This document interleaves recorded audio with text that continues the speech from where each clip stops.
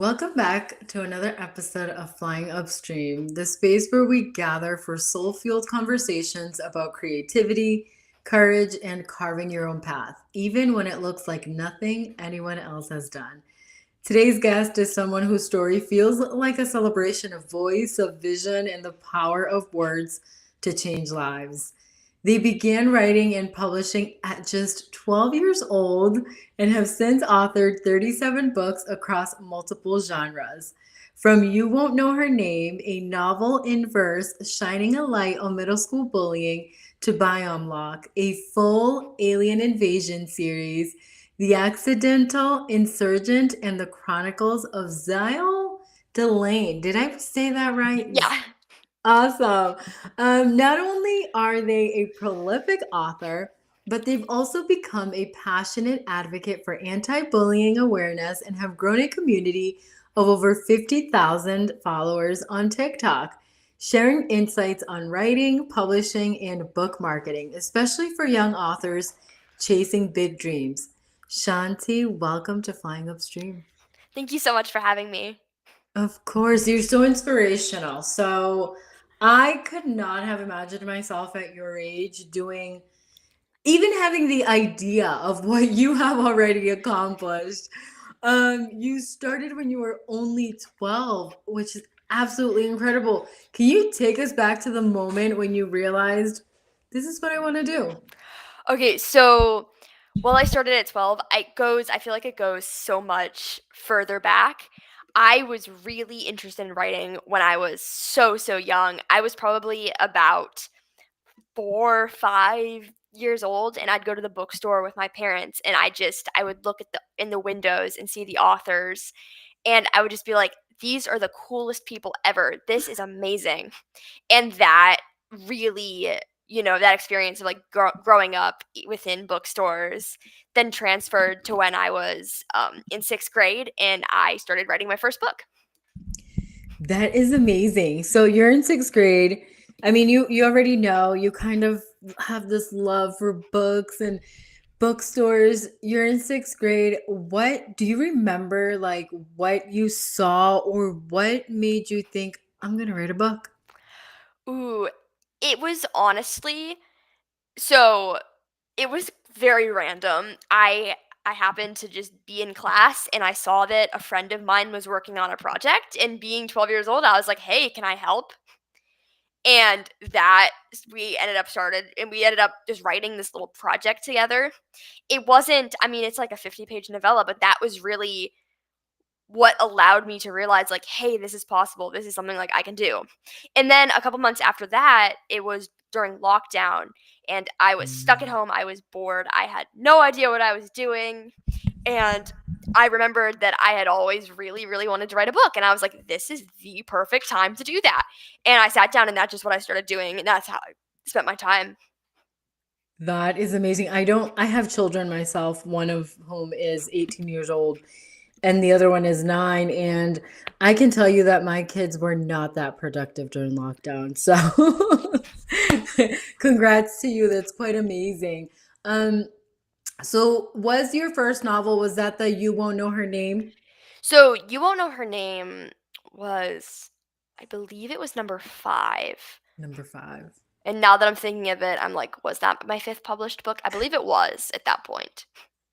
I This timeline sometimes confuses me. I believe it, yeah, I think You Won't Know Her Name was number 5. Okay. That one talks about middle school bullying, and it's such a powerful topic, and one that I mean, I don't think we can say enough about until it doesn't exist anymore. Was there a part of that that came from your own experience?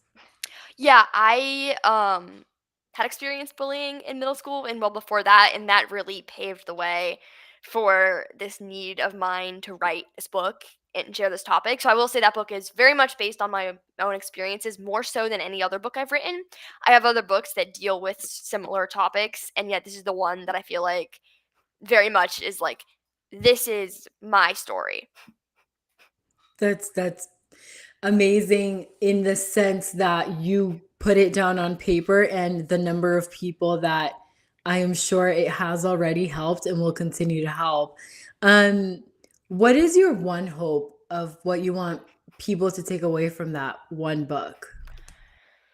Ooh, it's hard to think of just one.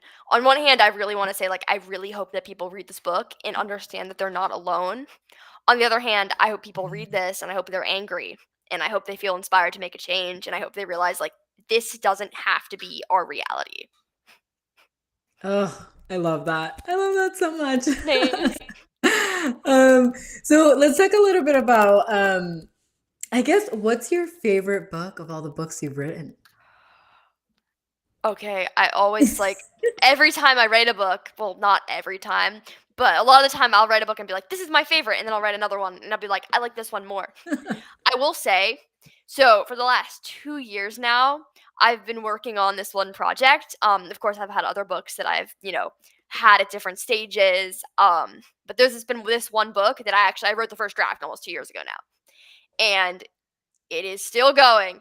And I mean, well, I just finished the last round of edits today, so I'm feeling a little bit sentimental. But I think that one simply because it is the longest book I've ever written. It is super complex and interesting, and I like these characters feel so real. So I will say I think Good Kids Bad Choices is probably my favorite book, at least until I go on and write something that becomes my new favorite. I love that. I love that. And I'm so excited to read that new project once it gets out there. December 30th. So Oh my God. Perfect. Perfect for the new year. Perfect for everybody to put on their Christmas list to pre-order. Love that. Um, so in the meantime, while you've been writing 37 books, you've built a community of over 500,000 followers on oh, TikTok. 50,000. 50,000 I'm not that followers famous. on TikTok. Enough. Yeah. I mean, this is intense though. This is Yeah. crazy still. It's an amazingly large number. I've been podcasting for over a year, almost a year and a half, and that doesn't even come close. Like 50,000 is crazy number. That's like a whole movement of readers and writers and people cheering you on. How has that sense of connection influenced your writing journey? It has been very motivational to get to connect just so frequently and so easily with my readers. Because, pre-internet, you would maybe receive fan mail from readers, or if this was in the time of email, then you would receive an email or you'd meet them at book signings. But now I like go and I post a video, I open my comment section, and I get to interact with people who have read my books, who really like them. And I get to make a lot of friends through this. And I also really get to see how my work like can affect and inspire Mm, other people. mm. Wonderful. Has that sort of kept you going? Do you think without that, had you kept going? I think I probably would have, but I think it does really allow me to just have this constant motivation. And so really, there aren't times where I feel unmotivated. I mean, there are, but then I can just go on and Yeah. look at and like talk to my like readers or make a new video or look at the comments, and that really is helpful. Yeah, I mean, to do what you've done at such a young age, there's definitely a lot of heart and a lot of dedication. So I'm sure, they've helped, but have not been the whole fuel. Um, what are some of the lessons that you've learned so far in the journey of writing? And also, I'm interested in like the journey of connecting with other people while you write and continue to write new books and new stories and meet new people. Absolutely. I think one of the biggest things I've learned is that it is scary putting your work out there. There are days where I dread going on Amazon because I'm like, oh no, what if I get a new review? What's it going to say? And I like get really scared checking Goodreads. And that said, most of the time, it will be overwhelmingly positive. And on the other hand, too, I've really, through this, I've learned like the only person you're competing against is yourself. So, in that way, don't compare yourself to others. That's, like, one of the biggest things that I've actually I'm still, like I feel kinda silly saying it because I still absolutely compare myself to other people, but I think it's something that is a very valuable lesson. I love that. And that is powerful. And I will tell you that that lesson, if we can hold on to that lesson, it kind of empowers you throughout your life to keep just going for the things that you want because you're not worried about all of what's happening in the outside world, and you're only concerned about being the best version of you that you can be the next day, or when you get to the next passion project that you have. So that's absolutely beautiful. For other people who are young, who are teenagers, and maybe listening and maybe dreaming of becoming a published author, what's the one thing you wish someone had told you when you were just starting out? Oh, there are so many things I could say. I I welcome them think all. I'd love to hear them all, honestly. okay, first off again, like I just said, don't compare yourself to others. And I think otherwise, I say it all the time, build successful writing habits early. Do research even when you're still writing that first draft. Think about publishing, think ahead, plan. And also like know that you're not too young or on the other hand too old to do this because I think that can really bring a lot of people down and that can prevent them from creating their best work. Or, like they're like, "Hey, should I like write this book? This is a very intense book. Should I write this? I'm too young." That was something I thought a lot, especially when I was writing about bullying. And the truth is, if you want to write it, write it. Get your thoughts out, get your words out. There's no other way. Yeah. And do you feel like that has empowered you? I mean, after the first book and, after the 37th book, do you feel more empowered? Does it increase, I guess? Yes, I think it definitely I mean, each time I start a book, I'm really excited, and then there's always that dragging middle that I feel like I have to conquer or I have to untie the most difficult part of the plot. And yet each time I find in hindsight, it gets a whole lot easier. I remember, the first, several times that I was writing a first draft, it would be this like huge challenge just to get over that very, very difficult plot hole. And then it's all of a sudden, I'm like, oh, well, I've been here before. I can do this. I can start this book and I can finish it. And it's going to work out. And it's like I have the experience to tell myself that now. Yeah, that's lovely. And also, I'd love to ask because I think, very big picture, like you said, you mentioned like getting to that point where you realize it's like, oh, you have to solve and sort of unravel this thing. A lot of us can do that mentally before we even get to writing the book. You do that while you're writing, which is absolutely beautiful. And I wonder though, like to share with somebody who may be listening, what is that process like for you? Like as much as you can explain it, I know it's probably not easy to put into words, but as much as you can explain it, what does that look like? Like, what do you think? What are your steps? Do you have a process? Do you write it down? How does that go? So for me, when I have something that's going on in the story that I feel like is just like this big thing I have to get over, I just write down a bunch of different ways in which the characters could get over this. I write literally whatever comes to mind, even if it's ridiculous, just so that I have some idea. Because once I get it out on paper and I can address the problem at least, then it's a lot easier to find solutions. Because a lot of the time, I'll be writing the story and there's something that isn't quite working or something that I'm going to need to write at some point, and I'm like, I don't know how to do that. I don't know how to get the character from A to B. The first step is just writing that down. So often I'll be like, okay, so in a couple chapters, this is going to happen. And I'll write down, like, hey, you need to figure out how this is going to work, or there's an issue with this. And it doesn't mean I need to actually, deal with it if I can't think of anything at that moment. As long as I've written the problem down, that's enough.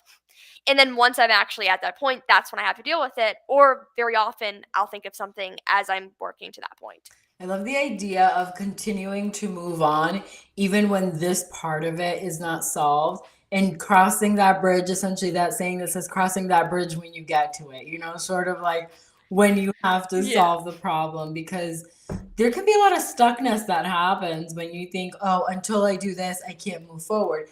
There's so much beauty and so much unfolding when you continue to take the steps, and then the path sort of creates itself by the time you go back to it. It's kind of like, oh, okay, I know exactly what goes here. So thank you for sharing that.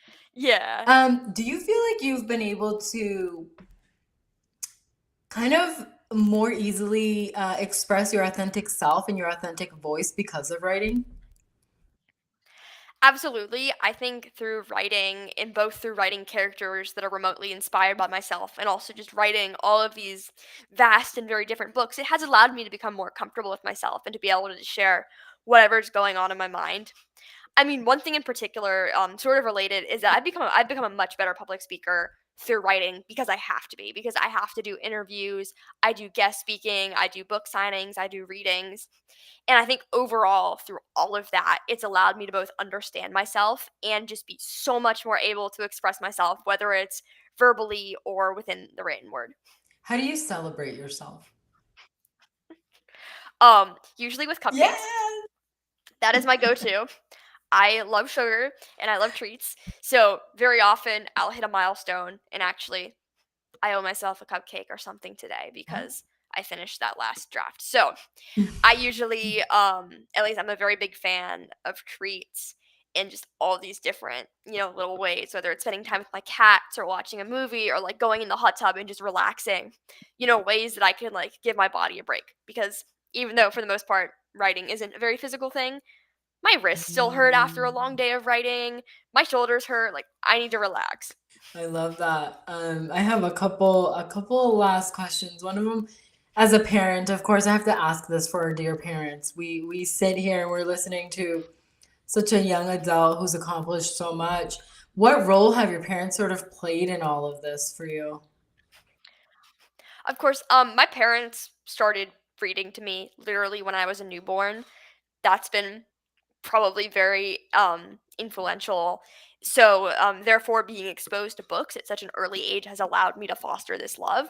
They've also just, been there. They've been supportive, both when I received my first negative review and to help me celebrate all of the amazing accomplishments and awards and just things that have come out of this. And I think that's the most important thing is just being supportive, even though when I started writing my first book, I was like, hey, I'm going to write this book and it's going to be successful and I'm going to be a famous author. And my parents were like, yeah, honey, of course you are. Instead of being like, well, that's kind of ridiculous. You know, that's not realistic. They were just like, of course, we know you can do this. That's amazing. I'm so glad to hear that you have such amazing and supportive parents. And sometimes I hear a lot that all it takes is like one person to believe in you. And when you have that foundation, I mean, they built that foundation. And then you're like, all right, I'm not going to take it to the next step. I'm going to take it all the way. That's Yeah. lovely. All right, I have one last question for you. If we were raising a glass to your creative journey so far, what would we be celebrating the most? And what's next on the horizon for you?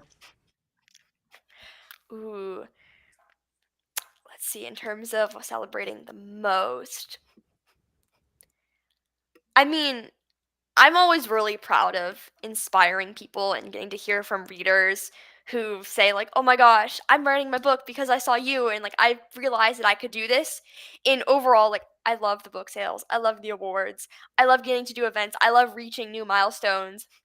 And at the same time, even more so, I love realizing that I've inspired people and I've like made an impact on someone's life. And then in terms of what's next, Good Kids, Bad Choices releases on December 30th. And that I feel like is the biggest accomplishment of my career so far because that is an 800-page book. And and more so, it is a very complicated book. It took so much out of me to write. I have dreaded working on that book. I have loved it. It has made me laugh and it has made me cry. And just the thought of being completely done with it, though I'm not sure I'm ever completely done with something, is so surreal. That is gorgeous. We will put a link in the show notes for that. And we'll also link your website so that listeners and viewers can go in and grab it, read it, and share the amazingness that not just that you've created, but also celebrate your accomplishments, which are amazing so far. I want to thank you so much, not just for being here, but also for doing what you do for parents as a parent and for also other young kids there is I don't think there's enough beautiful things to be said about young people who do the work that you do and then go out there and share it. That's absolutely beautiful. Thank you. Thank Of you. course. And if today's conversation felt like one of those moments that you want to bottle up and keep with you. Just remember that it is never too early and it is never too late to share your voice with the world. If you would like to access Shanti's books, click on the link in the show notes. And until next time, keep flying upstream with courage, connection, and creativity, lighting the way.